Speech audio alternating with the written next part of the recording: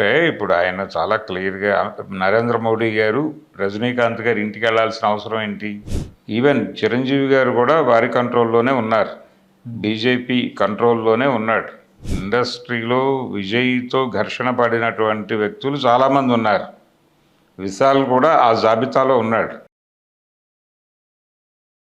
నమస్తే, welcome to Telugu రాజ్యం. ఈరోజు మనతో పాటు ఉన్నారు సీనియర్ అనలిస్ట్ భరద్వాజ్ గారు. వారితో మాట్లాడేద్దాం. సార్ నమస్తే. నమస్తే అండి.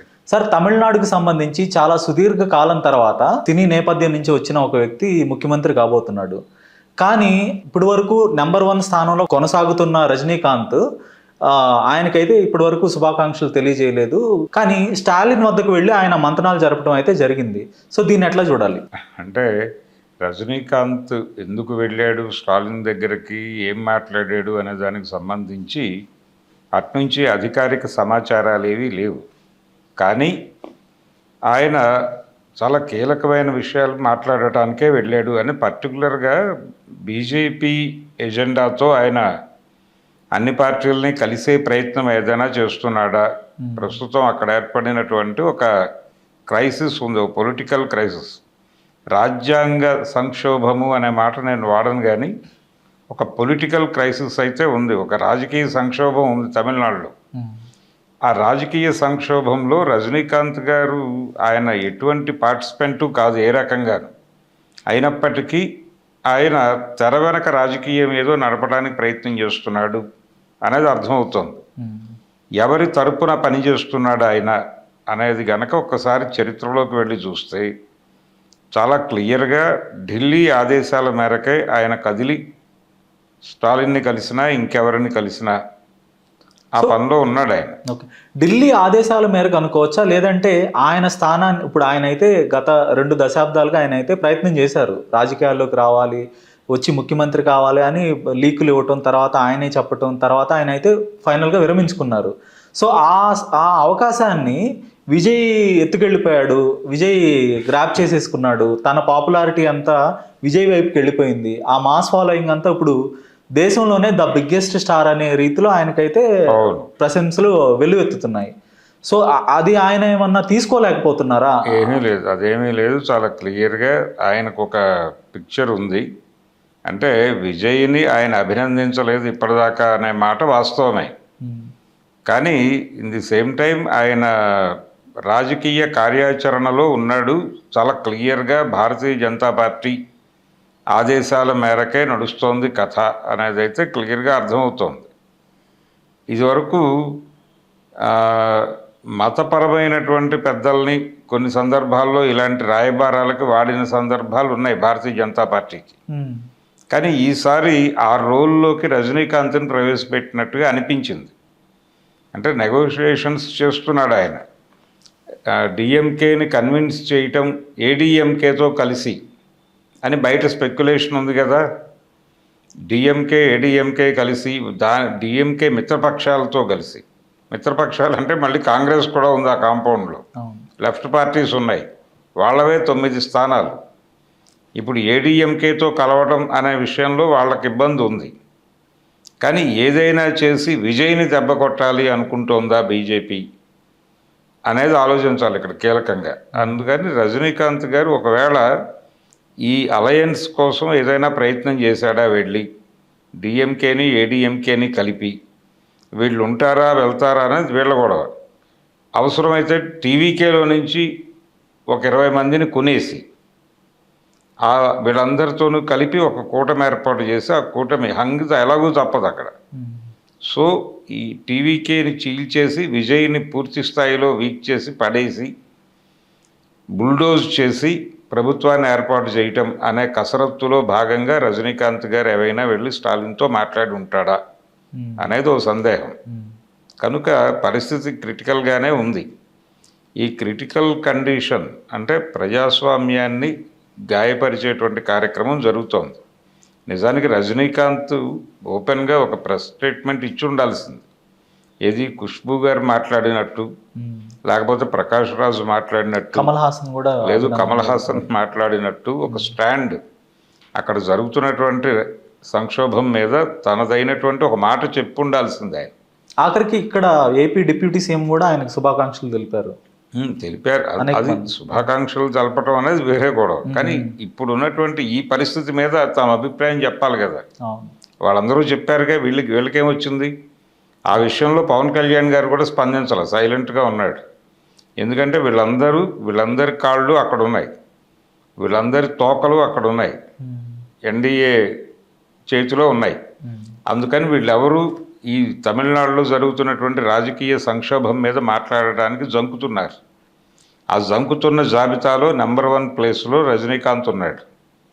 పైగా ఆయన జంకి మనకు సంబంధం లేని వ్యవహారం అనుకుని ఇంట్లో ఉంటే అది వేరే గొడవ. ఆయన జైలర్ షూటింగ్ ఆ హడావిడిలో ఉన్నాడు, అది కంక్లూడింగ్ స్టేజ్లో ఉంది. ఆ పని చేసుకుంటే ఎవరికీ అభ్యంతరం లేదు. కానీ మధ్యలో వీళ్ళ తరఫున రాయబారాలు చేస్తున్నాడు ఆయన. అంటే టీవీకేని అధికారంలోకి రాకుండా అడ్డుకోవడానికి మీరేమైనా చొరవ తీసుకోగలరా అని ఈయన వెళ్ళి ఆయన అడగటం ఎందుకు? అది తప్ప వేరే పని ఏమీ లేదు. స్టాలిన్ని పరామర్శించడానికి వెళ్ళడానికి ఆయన రాజకీయంగా దెబ్బతిన్నాడు అంతే. మీరు వెళ్ళి పరామర్శించడం ఏమిటి? అంటే వాళ్ళు ఏదో సినిమాలు తీశారు ఈయనతో, ఆ సినిమాలు తీశారు కాబట్టి మన ప్రొడ్యూసర్లు దెబ్బతిన్నారని ఏమైనా వెళ్ళాడా? అదైతే ఓపెన్గానే చెప్పుండేవాడుగా. నేను ఓడిపోయారు అనేటువంటి ఒక బాధతో వెళ్ళాను అని కూడా చెప్పలేదుగా ఆయన బయట ఎక్కడ. వాళ్ళు ఎక్నాలెడ్జ్ చేయలే ఎందుకు వచ్చాడు ఏమిటి అని. బయట ప్రపంచం అనుకుంటోంది బహుశా ఆయనకు సానుభూతి తెలియజేయటం కోసం వెళ్ళాడేమో అని. కానీ ఒక సాటి నటుడు ముఖ్యమంత్రి అయిన సందర్భంలో ఆయన నుంచి కనీస స్థాయిలో శుభాకాంక్షలు లేదంటే ఒక మెసేజ్ రాకపోవటం అనేది ఇప్పుడు ఇండస్ట్రీలో విజయ్తో ఘర్షణ పడినటువంటి వ్యక్తులు చాలామంది ఉన్నారు. విశాల్ కూడా ఆ జాబితాలో ఉన్నాడు. అతను కూడా స్పందించాడుగా.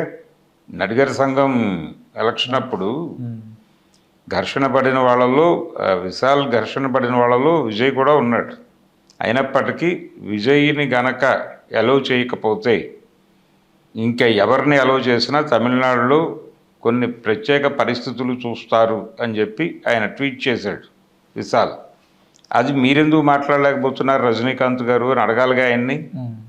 ఎందుకు మాట్లాడలేకపోతున్నాడు? ఆయన పార్టీ పెట్టొద్దని ఎవరూ అనలేదు. సత్యనారాయణ గారు ఆఖరి నిమిషం వరకు పాకులాడితే ఆయన కంఠశోష తప్ప ఆఖరి నిమిషంలో నా వల్ల కాదు అంటే అప్పుడు పోస్టర్లు వేసి క్లోజ్ చేశారు. ఆయన అభిమానులతో సమావేశాలు నిర్వహించారు. ఆ టైంలో ప్రకటించేశాడు ఈయన, పెట్టేస్తాం పార్టీ అని ఆ వేదిక మీద నుంచి. డేట్ అనౌన్స్ అయిపోయింది, ప్రిపరేషన్స్ అన్నీ అయిపోయినాయి. ఆఖరి నిమిషంలో ఈయన నా వల్ల కాదు అని తేల్చి చెప్పేశాడు. చెప్పిన తర్వాత అప్పుడు సత్యనారాయణ గారు బయటకు వచ్చి ప్రెస్ మీట్ పెట్టి లేదు పార్టీ పెట్టబోవడం లేదని చెప్పి అప్పటికప్పుడు మొత్తం రాష్ట్రం అంతా ఎక్కడికక్కడ పోస్టర్లు వేసి క్లోజ్ చేశారు. ఈ గొడవ జరుగుతుండగా నేను అనుకోకుండా మెడ్రాస్లోనే ఉన్నాను. సో నాకు తెలుసు ఆ డ్రామా. ఓకే. కనుక మిమ్మల్ని రాజకీయ పార్టీ పెట్టొద్దు అని ఎవరూ అనలేదు, మీకు మీరే క్లోజ్ చేసుకున్నారు. మీకు అసలు ఆ తాపత్రయం లేదు. మీరు రజనీకాంత్ ఎంతసేపు లేస్తే మనిషి కాదు అనే ఇమేజ్ మీద డ్రామా ఆడాలనేది ఆయన ప్రోగ్రాం. ఆయన సినిమాలు అలాగే ఉంటాయి, ఆయన బయట జీవితం కూడా అలాగే ఉంటుంది. లేస్తే మనిషి కాడు అంటే ఆయన వెనకాల ఏదో ఉంది, బీభత్సమైన కథ, భాష సెకండ్ హాఫ్ లాంటిది ఏదో ఉంది అనుకోవాలి ప్రపంచం. అలాంటి ఒక బిల్డప్ ఇచ్చి ఆ పనిలో ఉంటాడు ఆయన. కానీ ఇక్కడ ఓపెన్గానే అర్థమైపోతుంది ఆయన బిల్డప్ కోసం దానికోసం వెళ్ళలేదు. చాలా క్లియర్గా ఢిల్లీ నుంచి వచ్చిన ఫోన్ కాల్ ఆధారంగా వారు మంతనాలకు వెళ్ళారు. ఇంత సుదీర్ఘ కాలం సినిమా ఇండస్ట్రీలో ఒక నెంబర్ 1 స్థాయిలో కొనసాగిన వ్యక్తి ఇప్పుడు బీజేపీ ఒక ఫోన్ చేస్తే ఆయన వెళ్ళి స్టాలిన్ని కలవటం, ఇదంతా ఈ వ్యవహారం అంతా విజయ్కి శుభాకాంక్షలు చెప్పకపోవటం, ఇదంతా కూడా ఆయన నైతికత మీద ఒక ప్రశ్నగా మిగిలిపోతుందా? మిగిలిపోతుంది. అంటే ఇప్పుడు ఆయన చాలా క్లియర్గా నరేంద్ర మోడీ గారు రజనీకాంత్ గారు ఇంటికి వెళ్ళాల్సిన అవసరం ఏంటి? వాళ్ళ ఇంటికి వెళ్ళి కూర్చుని ఆయనతో గంటలు మాట్లాడాల్సిన అవసరం ఏంటి? ఏం మాట్లాడుంటారు వాళ్ళిద్దరూ? ఆయన వెళ్ళి మాట్లాడిన చరిత్ర చూసాం కదా మనం. 2014 ఎలక్షన్స్ ముందు ఆయన చెప్పదలుచుకుంది ఏంటి? రజనీకాంత్ నాతో ఉన్నాడు అని ఆయన ఫ్యాన్స్ ఓట్లని తన వైపుకు డైవర్ట్ చేసుకోవడం కోసం చేసినటువంటి ఒక ప్రయత్నం. తమిళనాడు ప్రజలు బీజేపీని యాక్సెప్ట్ చేయరు, బీజేపీతో వచ్చే పార్టీలను కూడా యాక్సెప్ట్ చేయరు. ఇదే ఆయన రాజకీయాల నుంచి విరమించుకోవటానికి ఇదే ఒక రీజన్ అయి ఉండొచ్చా, లేదంటే బీజేపీలో జాయిన్ అవ్వకుండా ఉండటానికి ఒక రీజన్ అనుకోవచ్చు? బీజేపీలో జాయిన్ అవ్వడు ఆయన. అంటే బీజేపీలో జాయిన్ అయినా ప్రమాదమే, ఆయన పార్టీ పెట్టినా ప్రమాదమే అనే విషయం ఆయనకు తెలుసు. అంటే గత 20 ఏళ్లుగా కూడా బీజేపీతో సన్నిహిత సంబంధాలు అయితే ఆయన కొనసాగించారు. నరేంద్ర మోడీ ప్రధాని కాబోతున్నాడు అన్న క్షణం నుంచి ఆయన వాళ్ళతోనే ట్రావెల్ అవుతున్నాడు. బహిరంగంగానే తెలిసిన విషయం. వాళ్ళు అడపాదడప ఆయన వేదికల మీదకి పిలిచిన పరిస్థితి ఉంది. అలాగే ఆయనకు చాలా పెద్ద బిరుదులు ఇచ్చి సత్కరించిన పరిస్థితి కూడా చూసాం మనం. కనుక ఆయన ఆయనే కాదు, ఈవెన్ చిరంజీవి గారు కూడా వారి కంట్రోల్లోనే ఉన్నారు, బీజేపీ కంట్రోల్లోనే ఉన్నాడు. సో వీళ్ళెవరూ యాంటీ బీజేపీ స్టాండ్ తీసుకోరు. చిరంజీవి గారు మాట్లాడవచ్చుగా, ఏమిటా తమిళనాడులో క్రైసిస్ తొందరగా క్లియర్ చేయండి, ఆ గవర్నర్ రాజేంద్ర ఎవరు, ప్రజాభిప్రాయం ఏకపక్షంగా వచ్చిన వ్యక్తిని ముఖ్యమంత్రి కాకుండా ఆపడానికి ఆయనకి ఏం అధికారం ఉందని ఎందుకు మాట్లాడట్లా? ఖుష్బూ గారు ఎందుకు మాట్లాడింది?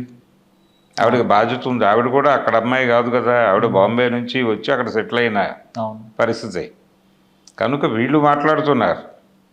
కానీ నేటివ్ పీపుల్తో కనెక్ట్ అయి ఉన్నటువంటి రజనీకాంత్ లాంటి వాడు మాట్లాడకపోవడం దుర్మార్గం. సో ఇది వాంటెడ్గానే చేసినటువంటి స్కీమ్డ్ ప్రోగ్రాంలో భాగంగానే వెళ్ళాడు ఆయన. డిఎంకే ఏవైనా కంట్రోల్లోకి వస్తుందా లేదా అనేది తెలుసుకుని పైకి ఇంటిమేట్ చేయడం కోసం వెళ్ళాడు. ఆ టెంపర్ ఏంటి అనేది తెలుసుకోవడం కోసం. డిఎంకే వ్యూహం ఏమిటి, టువర్డ్స్ విజయ్ ఏం ఆలోచిస్తున్నారు, లేదు ఏదైనా అనుకోని ఆ హస్తం గనక వస్తే దాన్ని అందుకుని మళ్ళీ ప్రభుత్వాన్ని ఏర్పాటు చేయడానికి నిర్మమాటంగా వెళ్ళిపోవడానికి సిద్ధంగా ఉన్నాడా అనే 2 విషయాలు కూపీ లాగటం కోసం ఎన్డీఏ గూఢచర్యంలో భాగంగా వెళ్ళాడు ఆయన. హలో, తెలుగు రాజ్యం ఛానల్ చూస్తున్నారా? సామాజిక రాజకీయ జీవన చిత్రణే తెలుగు రాజ్యం. అతిశయోక్తులు అసత్యాలు ఉండవు. రాజకీయ కోణం కాదు, ప్రజా కోణమే కొలబద్ద. తెలుగు రాజ్యం వీక్షణ మీ ఉత్తమ అభిరుచికి నిదర్శనం.